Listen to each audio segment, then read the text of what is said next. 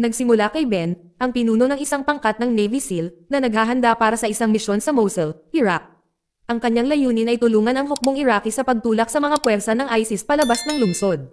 Di nagtagal, ang pangkat ni Ben ay sumama sa mga sundalong Iraqi na magkasamang gumagalaw sa isang ilog. Ang Iraqi commander, si Danny, ay nagpapaliwanag na sila ay papunta sa isang tulay para sa isang hostage exchange. Ang plano ay ipagpalit ang 20 lokal na bihag para sa deputy leader ng ISIS na si Jabol, na kasalukuyang nasa kanilang kustodiya. Pagdating nila sa tulay, bumaba ang magkabilang panig at dinala si Jabol pasulong. Ilang sandali pa, dumating ang grupo ng ISIS at iginiit na palayain muna si Jabol. Pagkatapos ng mating na pag-uusap, sumang-ayon sina Danny at Ben. Pinalaya si Jabol at ang mga bihag ay pinalaya bilang kapalit. Habang sinusundo si Jabol ng motorsiklo at dinadala, biglang naging marahas ang sitwasyon. Naglunsad ng pananambang ang ISIS. Isang matinding labanan ang sumiklab, umalingaw-ngaw sa buong ilog. Pagkatapos ng matagal na labanan, nagtagumpay ang mga puwersa ni Ben at Danny na talunin ang mga umaatake. Ngunit sa muling pagsasama-sama nila, nakita ni Ben ang ilang bombang nakatanim sa tulay. Bago makapag-react ang sinuman, sumasabog ang mga pampasabog. Ang tulay ay gumuho, na ikinamatay ng marami sa kanilang mga tauhan. Pagkalipas ng 3 buwan, si Ben ay nakaistasyon sa isang baseng Amerikano na ngayon ay nakatuon sa pagsasanay sa mga sundalong Iraqi. Mula noong pagsabog, inilaan niya ang kanyang sarili sa pagpapabuti ng kanilang kahandaan sa labanan. Si Major Salim, ang kanyang Iraqi na katapat, ay tinutulungan siyang mabuti. Hindi nagtagal, dumating ang dating kaibigan ni Ben, si James Ray, mula sa militar ng Amerika upang suportahan ang pagsisikap sa pagsasanay. Ipinakilala siya ni Ben kay Danny, na pinalabas na matapos mawalan ng paa sa pagsabog ng tulay. Gumugugol din si Ben ng oras sa asawa at anak ni Danny, na naging parang pamilya na niya. Kinabukasan, isang opisyal ng CIA ang bumisita sa base na may mga bagong order. Dapat subaybayan ni Ben at James ang isang lalaking pinaghihinalaang nagsusuplay ng mga armas sa ISIS. Ang target ay pinaniniwalaang nagtatago sa isang residential complex sa Mosul. Sinabihan silang kumilos ng mabilis. Hindi nagtagal ay dumating sina Ben at James malapit sa target na lugar na nakabalat kayo bilang mga lokal. Ngunit habang naghahanda silang pumasok, nakipag-ugnayan sa kanila ang opisyal ng CIA upang kanselahin ang misyon. Nalilito, humingi sila ng paliwanag. Inamin ng opisyal na lumipat sa ibang lungsod ang target. Frustrated, bumalik sina Ben at James sa base. Habang nagmamaneho, nakatanggap si Ben ng tawag mula kay Deer. Nanginginig ang kanyang boses habang humihingi ng tawad at nagmamakaawa kay Ben na protektahan ang kanyang asawa at anak. Bago pa matanong ni Ben kung ano ang nangyayari, natapos na ang tawag. Ilang sandali pa, sa base cafeteria, si Durrani ay nakaupong mag-isa, iniiwasan ang lahat. Tumulo ang luha sa kanyang mukha habang bumubulong muli ng paumanhin, pagkatapos ay pinindot ang remote control. Isang bomba ang sumabog. Makalipas ang 30 minuto, dumating sina Ben, James, at Major Salim sa bahay ni Durrani, desperado na mahanap ang kanyang asawa at mga anak. Walang tao ang lugar. Si Ben, na naging malapit sa pamilya, ay nakadama ng matinding pagkawala at kawalang paniwala, na hindi maintindihan kung bakit ginawa ito ni Deer. Bumalik sila sa base at agad na nagsagawa ng emergency meeting kasama ang kanilang commander. Hinala ng commander na sumali si Durrani sa ISIS at nilayon niyang sirain ang base.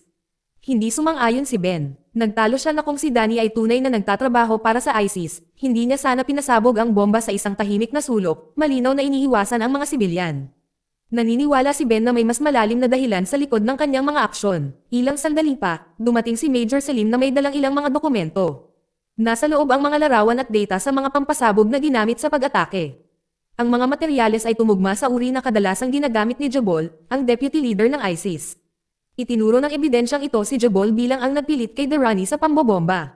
Nang mapagtanto ito, agad na nagsimulang magplano sina Ben at James na tugisin ang lalaking minsan na nilang pinakawalan. Humingi ng pahintulot si Ben mula sa opisyal ng CIA at sa kanyang superior para mahuli si Jabol. Inaprubahan nila ang misyon sa isang kondisyon. Kinailangang kunin ng buhay si Jabol. Bagamat nag-aalangan, tinanggap ni Ben at itinakda ang operasyon para sa susunod na araw. Nang gabing iyon, inihanda ni Ben, James, at ang kanilang teammate ang kanilang diskarte. Kinumpirma nila ang hideout ni Jabol sa isang residential area sa labas ng Mosul.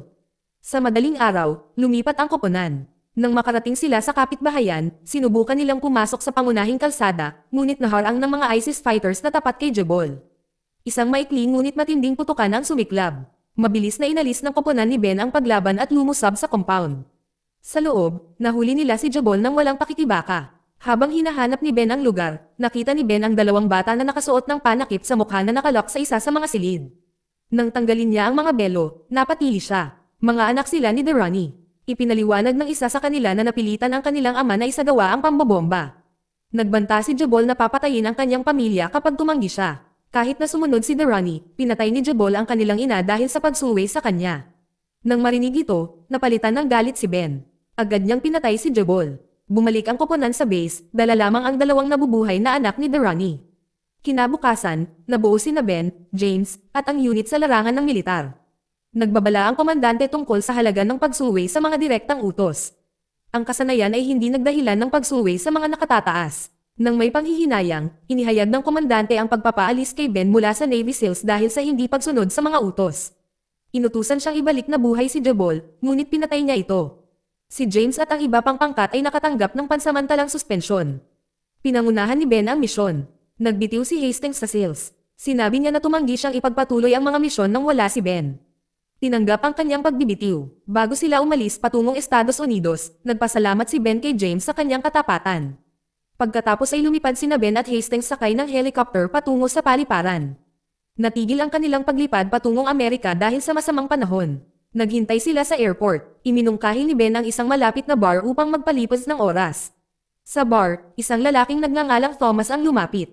Alam na niya ang tungkol kay Ben at Hastings kamakailang dismissal at tungkol sa pagkamatay ni Jabol. Inangkin ni Thomas na nagtatrabaho siya bilang isang lihim na agent para sa United Nations. Sinabi niya na nag-recruit siya ng mga bihasang operatiba para sa mga patagang operasyon na may kaugnayan sa ISIS. Nag-alok siya ng sahod na mas mataas kaysa sa sahod sa militar. Binalangkas ni Thomas ang isang misyon upang mahuli si Masood Dawi, isang gumagawa ng bomba ng ISIS. Tinanggap ni Ben ang alok ng walang pagkaantala. Humingi ng panahon si Hastings para magpas siya. Maya-maya, lumapit si Hastings malapit sa bar nang makausap siyang muli ni Thomas. Sinabi ni Hastings na gusto niya ng mapayapang buhay at wala ng marahas na misyon. Nagtalo si Thomas na ang isang sundalong tulad ni Hastings ay magpupumilit na lumayo sa karahasan. Ang mga salitang iyon ang nagpabago sa isip ni Hastings. Pumayag siyang sumama sa operasyon. Kinabukasan, lumipad sina Ben at Hastings sa punong tanggapan ni Thomas sa Austria, kung saan nakilala nila ang kanyang katulong upang suriin ang plano ng misyon.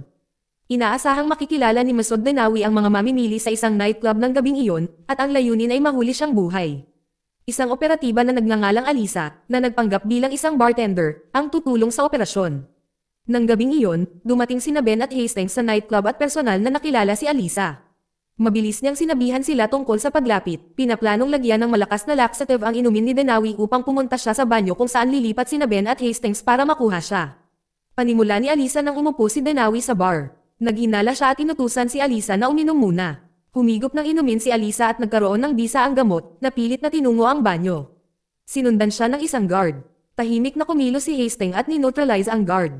Makalipas ang ilang minuto, uminom si Alisa ng antidote at muling sumali sa team. Iniulat niya si Denawi na naghahanda na umalis sa club. Lumipat ang team sa parking area. Sa pagkakataong iyon, tumawag si Thomas. Ang layunin ng misyon ay nagbago mula sa pagkuha sa pag-aalis. Sina Ben, Hastings, at Alisa ang naglunsad ng pag-atake. Pinaalis nila ang mga gwardya ni Denawi ng may koordinadong puwersa. Sa huling sandali, pinaputok at pinatay ni Hastings si Denawi. Natapos ang misyon. Kinabukasan, nagpractice sina Ben at Hastings ng pagbaril sa likod ng punong tanggapan ni Thomas. Sinimulan ni Thomas ang pagpaplano ng susunod na operasyon. Ang eksena ay pinutol sa isang pinuno ng ISIS na nakikipagpulong sa isang opisyal ng Iran tungkol sa isang deal sa armas. Naputol ang usapan dahil nawala si Denawi, ang gumagawa ng bomba. Pagkatapos ay pinalawak ni Thomas ang koponan. Nagmaneho ng sasakyan si Alisa papunta sa compound.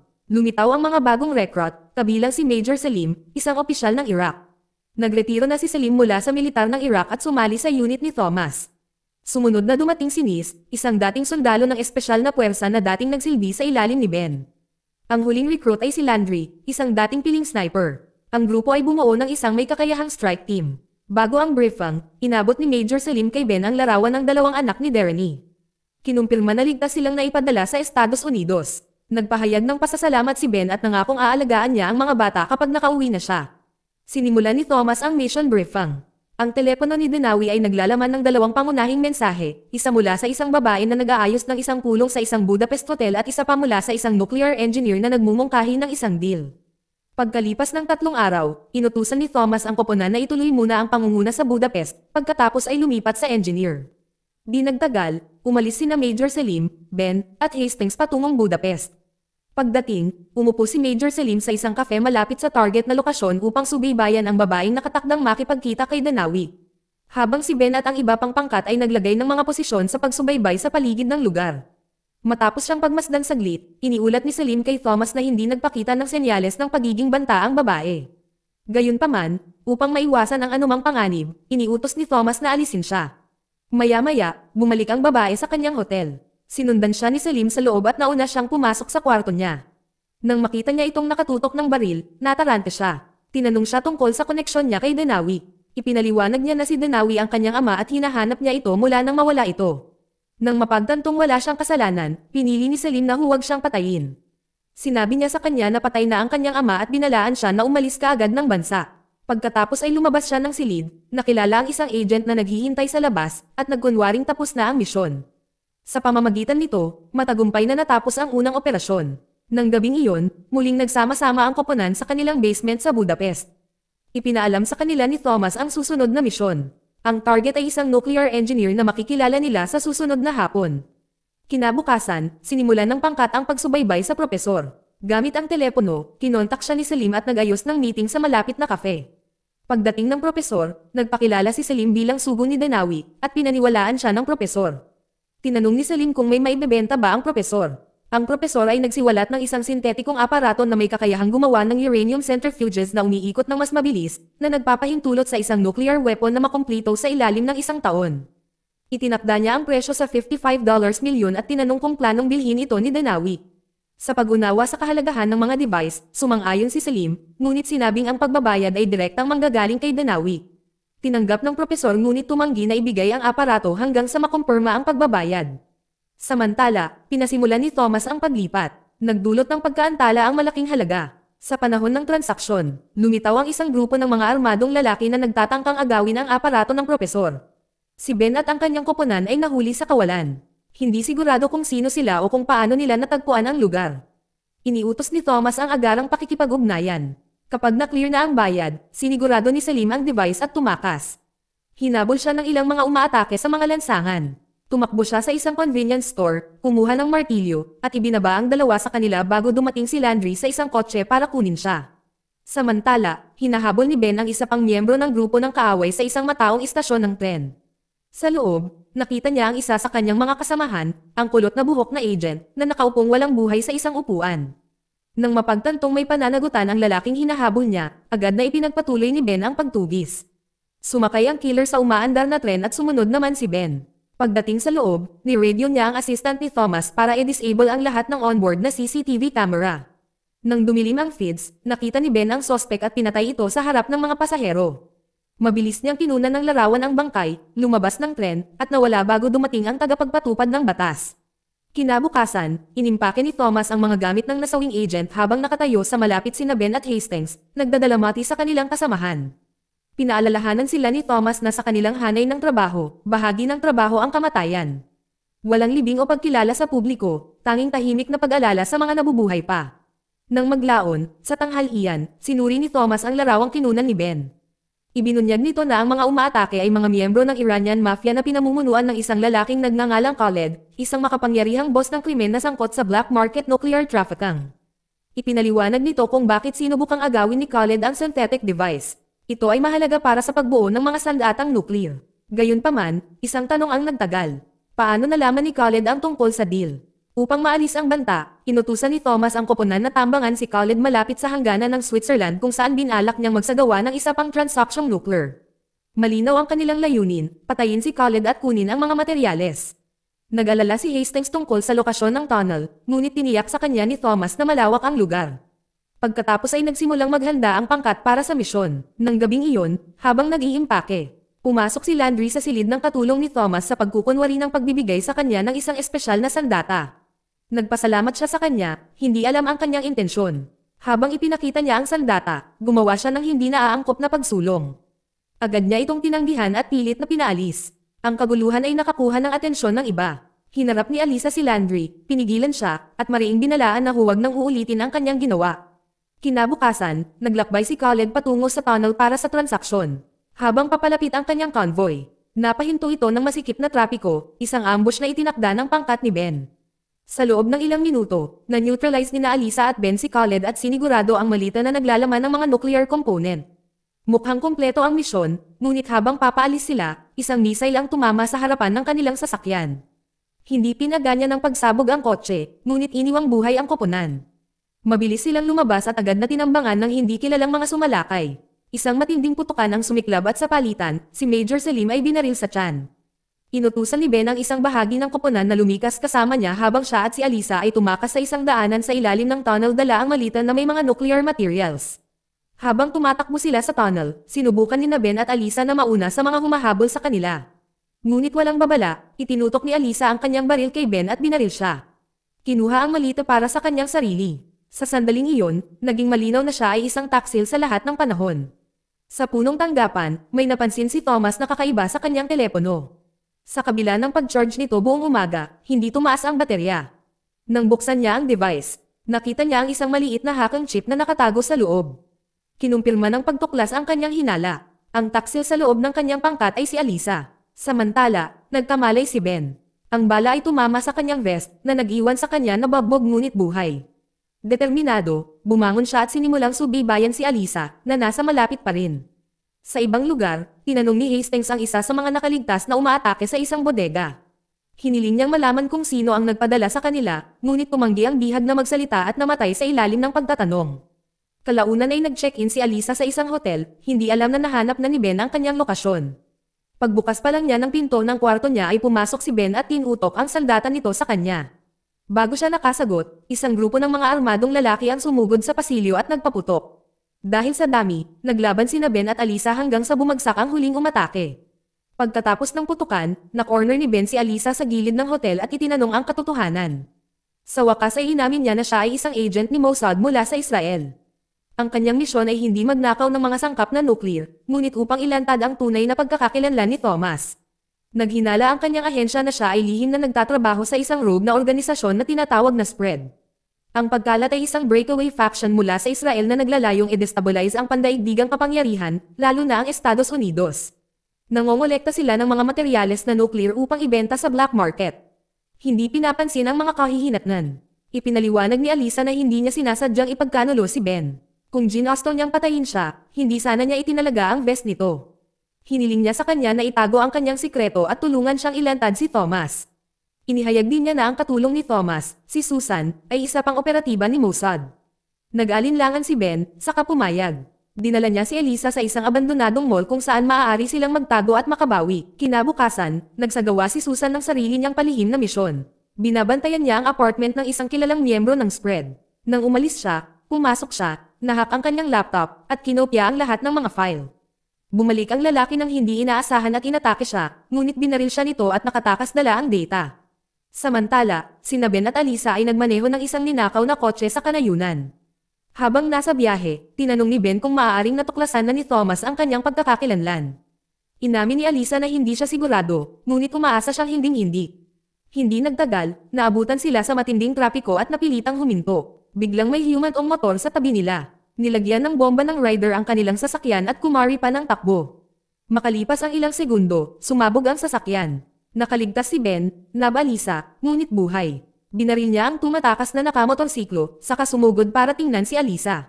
Sa gulat niya, patay na siya. Ang kanyang katawan ay nasusunog na hindi na makilala. Makalipas ang ilang minuto, tumayong mag-isa si Ben sa isang pampublikong banyo na nililinis ang kanyang mga sugat. Ang pagkatalo ay tumama sa kanya ng husto. Namatay si Alisa bago natuklasan ang katotohanan tungkol sa pagkakakilanlan ni Thomas. Samantala, naghihintay si Susan sa isang istasyon ng tren, nalilito sa pag-iisip. Nang ipahayag ng isang ulat sa balita ang pagkamatay ni Alisa sa pambobomba, siya ay nanlamig sa hindi makapaniwala. Nabalot siya ng kalungkutan nang mapagtantong wala na si Alisa. Nang maglaon, bumalik si Ben sa base ni Thomas dala ang na-recover na nuclear component. Ang koponan ay natipon na, kasama si Thomas. Walang pag-aalinlangan, hinarap siya ni Ben tungkol sa pagtatrabaho sa pagkalat. Inamin ni Thomas na minsan siyang nasangkot, ngunit sinabing umalis siya pagkatapos na mapagtanto ang kanilang plano na sirain ang mundo. Pagkatapos ay pinamunuan niya ang koponan sa isang holding room kung saan nakaupo ang isang lalaki na nakatali sa isang upuan. Kinilala siya ni Thomas bilang pinuno ng pangkat, ang nasa likod ng mga kamakailang pag-atake. Hiniling ni Thomas na aminin ng lalaki ang kanyang mga krimen sa harap ng lahat. Pagkatapos ng pag-amin, binaril siya ni Thomas. Pagkalipas ng 20 minuto, ipinaalam ni Thomas sa koponan ang kanilang susunod na takdang gawin. Ibebenta nila ang mga na-recover na nuclear component sa Iranian Defense Minister. Iginiit niya na ito ay panatilihin ang mga materyales sa ilalim ng kontrol ng gobyerno at maiwasan ang mga ito na mahulog sa maling mga kamay. Ang deal ay itinakda para sa susunod na umaga sa isang malayong airstrip. Pagkatapos ng briefing, biglang nagpasya si Hastings na huminto. Sinundan siya ni Ben sa labas at nagtanong kung bakit. Sinabi ni Hastings na tapos na siya at tumanggi siyang makibahagi sa isa pang kadudad-ang misyon. Mariin niyang tinutulan ang pagbebenta ng mga sangkap sa Iran. Inamin ni Ben na hindi rin siya sumang-ayon, ngunit nagpahiwatig na mayroon siyang ibang plano. Sa kabila nito, tumanggi si Hastings na manatili. Idineklara niyang uuwi siya sa Amerika at opisyal na umalis sa koponan. Sa ibang lugar, nagpahinga si Susan sa kanyang silid sa hotel. Tumawag ang kanyang superior para ipaalam na tapos na ang investigasyon kay Thomas. Kinumpirma ng ahensya na pinatay ni Thomas ang lalaking kinilala bilang pinuno ng spread na nilinaw sa kanya ang hinala. Pagkatapos ng tawag, binuksan ni Susan ang laptop na kinuha niya sa isang miyembro ng spread. Sa loob, nakakita siya ng mga naka-encrypt na mensahe na nagpapakita ng patuloy na komunikasyon sa pagitan ni Thomas at ng tunay na pinuno, si Neta. Sa sandaling iyon, napagtanto niya ang katotohanan. Ang taong pinatay ni Thomas ay hindi tunay na pinuno ng spread. At si Thomas ay nagtatrabaho pa rin kay Neta. Kinabukasan, sina Ben, Major Selim, at Landry ay nagmaneho patungo sa airstrip upang makipagkita sa Iranian Defense Minister. Dumating ang ministro kasama ang isang escort ng mga sundalo. Kinumpirma ni Ben, Selim, at Landry ang mga sangkap. Inilipat ng ministro ang bayad kay Selim. Pagkatapos, nakatanggap si Ben ng mensahe mula kay Susan. Makikita sa larawan ang pagkikita ni Thomas kay Neta, ang tunay na pinuno ng spread. Ang imahe ay naglantad ng isang balangkas. Nanatiling tapat si Thomas kay Neta. Ibinenta nila ang mga sangkap sa ministro ng Iran upang mapabilis ang isang nuclear build. Nang gumana ang sandata, nilayo nilang itulak ang ministro na salakayin ng Estados Unidos na nagdulot ng pandaigdigang digmaan. Agad na lumipat si Ben at ang kanyang koponan. Bumaba sila sa sasakyan at pinaputukan ang eroplano ng ministro. Inalis ng pangkat ang ministro at ang kanyang mga bantay. Nabawi ni Ben ang nuclear component. Umalis siya kasama sina Selim at Landry para harapin si Thomas sa headquarters. Si Thomas ay nawala na. Malinaw lahat, ang isang mensahe mula sa kanya ay nagbabala na si Ben at ang koponan ay malapit ng matawag ng mga takas. Binabalangkas sila ni Thomas bilang mga terorista na nagnakaw ng mga sangkap. Dumating si Susan at itinuro ang mas malawak na panganib. Iminungkahi niya ang koponan na maghiwalay at magtago hanggang sa hamupa ang kaguluhan. Sina Ben, Selim, at Landry ay sumang-ayon at naghiwa-hiwalay. Lumipas ang isang buwan. Si James, na nasa base pa rin ng mga Amerikano sa Iraq, ay nagbasa ng liham mula kay Ben.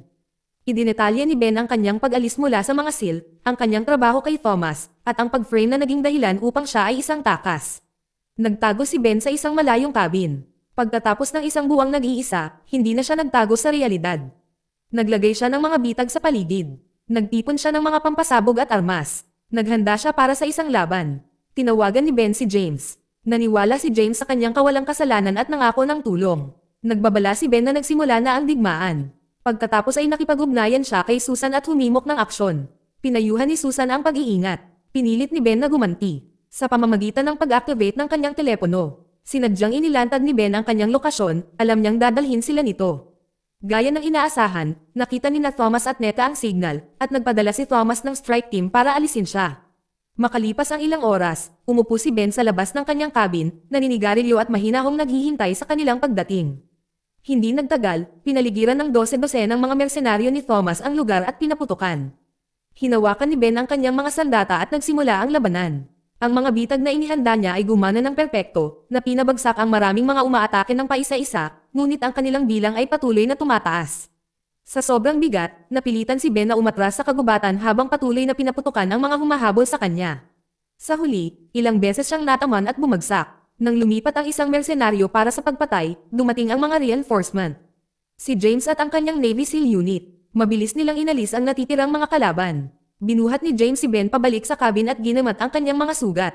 Si Ben, mahina ngunit buhay, ay inabot kay James ang malita na naglalaman ng nuclear component na nagsasabing ito ay mas ligtas sa kanya. Pagkaraan ng mga araw, muling nagkita sina Ben, Major Selim, Landry, at Susan upang planuhin ang kanilang huling hakbang laban kay Thomas. Binalangkas ni Susan ang tatlong pangunahing target, si Nete, Thomas, at kanang kamay ni Neta. Pagkatapos ay sinimula ni Ben ang pag-coordinate ng kanilang diskarte at pangangalap ng impormasyon. Nag-undercover si Landry sa isang spa na nagpanggap bilang isang massage therapist. Ang kanyang kliyente ay ang kanang kamay ni Neto na mabilis niyang pinatay sa session. Samantala, sinusubaybayan ni Major Selim si Neto mula sa malayo. Nang umalis si Neto sa isang soccer field pagkatapos panoorin ang kanyang anak na naglalaro, si Selim ay lihim na nagtanim ng bomba sa kanyang sasakyan. Kasabay nito ang pagdating ni Thomas sa bahay, hindi na malaya na naghihintay na si Ben sa loob. Nang pumasok si Thomas, hinarap siya ni Ben, ngunit nag-alok ng pagkakataong magpaliwanag. Inihayag ni Thomas ang kanyang motibo. Noong 1990s, napatay ang kanyang mga magulang sa isang pambobomba na maling ibinibintang sa mga teroristang Iranian. Ang mga tunay na nagkasala ay ang militar ng Amerika na nagsagawa ng pag-atake upang i-frame ang Iran.